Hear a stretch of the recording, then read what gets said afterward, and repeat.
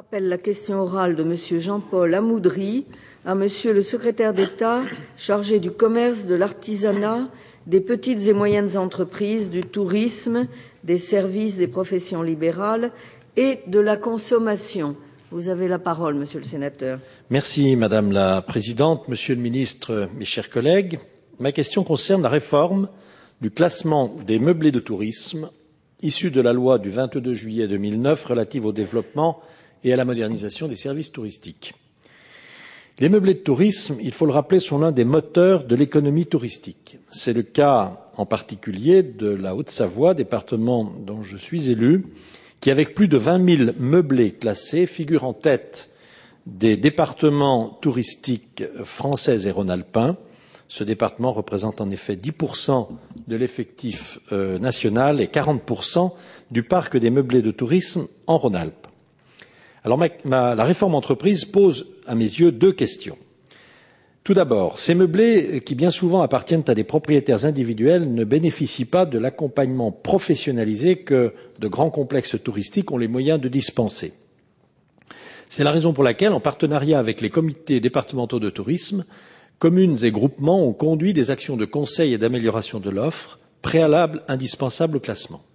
Les services dédiés à ces tâches sont ainsi devenus les acteurs déterminants d'un dispositif assurant formation et assistance technique auprès des hébergeurs. Cette mission de conseil ne doit aujourd'hui pas disparaître au risque de remettre en cause les résultats très positifs acquis.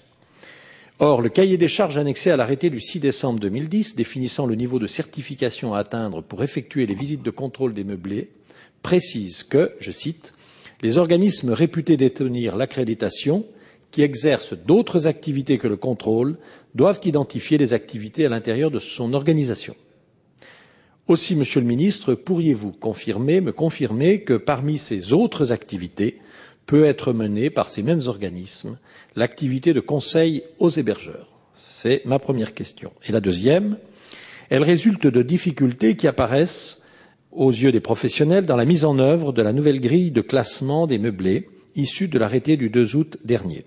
En effet, selon ces professionnels et les analyses auxquelles ils se livrent, une part importante du parc de logements sera pénalisée par la place accordée aux critères quantitatifs au détriment des critères qualitatifs.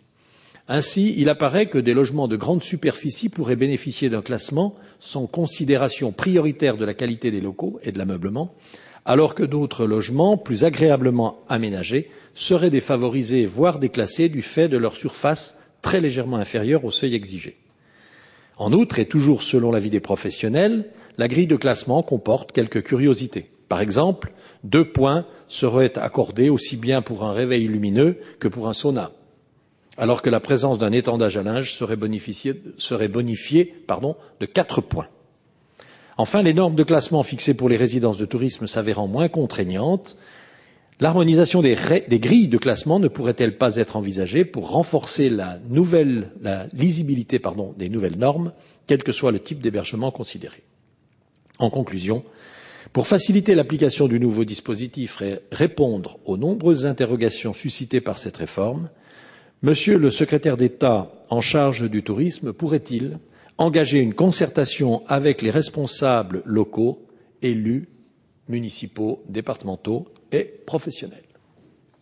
La parole est à Monsieur Pierre Lelouch, secrétaire d'État chargé du commerce extérieur. Merci Madame la Présidente.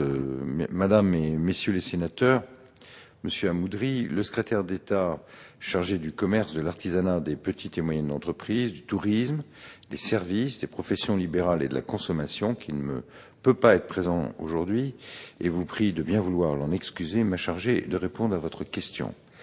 Concernant votre première question, s'agissant des meublés de tourisme, les organismes réputés détenir l'accréditation ont la possibilité d'apporter aide et conseils aux propriétaires de meublés de tourisme pour mieux les informer sur le dispositif de classement, sous réserve de ne pas commercialiser simultanément ce service avec celui de la visite de contrôle préalable au classement.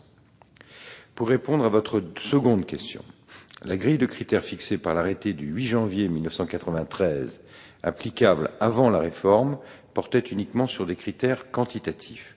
Le référentiel fixé par l'arrêté du 2 août 2010 élaboré par les représentants des organisations nationales de loueurs de meublés sous la coordination d'Atout France, a été conçu selon le même schéma que celui qui a prévalu pour les autres hébergements touristiques. C'est ainsi qu'il comporte, contrairement à la situation antérieure à la réforme, des critères qualitatifs permettant d'apprécier l'état et la propreté des installations et des équipements. Le référentiel ajoute également des critères nouveaux, devenus indispensables en 2010, comme ceux liés au développement durable, à l'accessibilité et à la qualité du service. Il fonctionne selon un système à points, chaque critère étant affecté d'un nombre de points. Certains critères ont un caractère obligatoire, d'autres ont un caractère à la carte.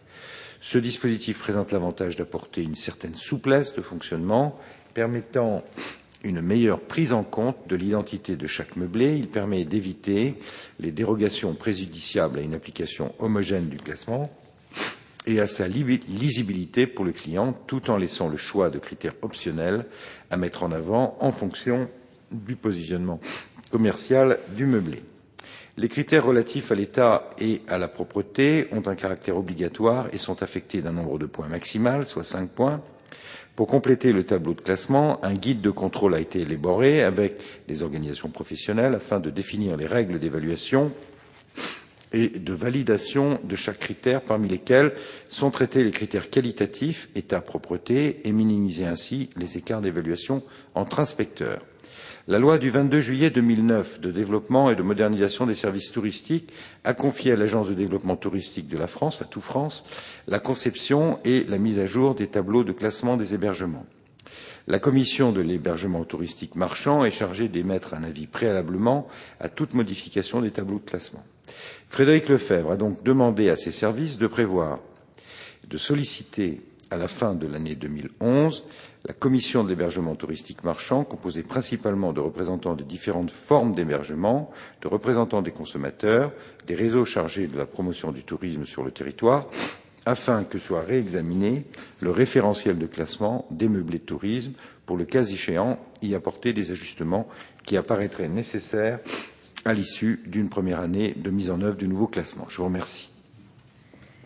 La parole est à Monsieur Jean-Paul Amoudry pour répondre à Monsieur le secrétaire d'État. Merci Madame la Présidente. Oui, je veux tout d'abord remercier Monsieur Lelouch de sa réponse. Je veux constater, si j'ai bien compris, que sur le premier point, la possibilité d'aide et conseil est permise à tous les organismes, à la condition qu'ils ne fassent pas acte de commercialisation. Et je pense que dès lors, satisfaction est donnée à l'attente des acteurs et des professionnels qui exercent précisément sur le département que j'ai cité tout à l'heure et bien ailleurs.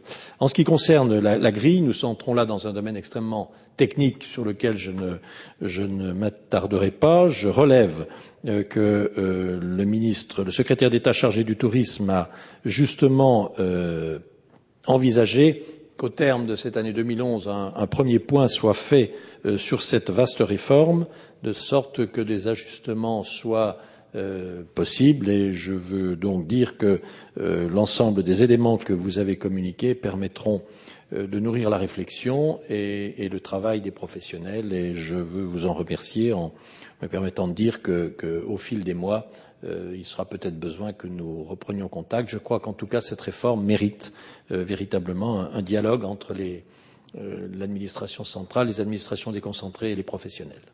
Merci. Merci, Monsieur le Sénateur. Nous allons suspendre, et je m'en excuse auprès des sénateurs Gournac et Mirassou, en attendant l'arrivée de Madame la Ministre. Nous avons pris un peu d'avance sur l'horaire prévu ce matin, donc nous reprendrons à 12 heures